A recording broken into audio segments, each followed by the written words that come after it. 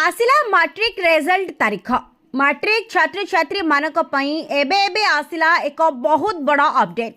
सब अपेक्षार अंत घटाई सरकार कले बड़ घोषणा। जदि आपण मैट्रिक परीक्षा देइछंती एवं मैट्रिक रिजल्ट अपेक्षा करिसेंती ताहाले ही खबरटी आपणक पई बहु गुरुत्वपूर्ण अटे।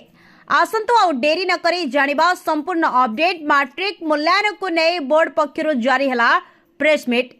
निर्धारित समय रे रिजल्ट प्रकाश पाइब कहले बोर्ड सभापति श्रीकांत राय। ए वर्ष पिलामाने निज मैट्रिक परीक्षा फलाफल ऑनलाइन रे देखिबा सहित फलाफल बाहरिबार 7 दिन भितरे डिजिटल सर्टिफिकेट कॉपी डाउनलोड करि नै परिबे, जहाको पिलामाने परीक्षा फल बाहरिबा मासे भितरे स्कूल को जाई नेउथिले, किंतु वर्तमान एहाको आपण परीक्षा बाहरिबा 7 दिन मध्यरे नै परिबे एवं ताहा सहित 15 दिन परे स्कूल को जाई हार्ड कॉपी आडी परिबे।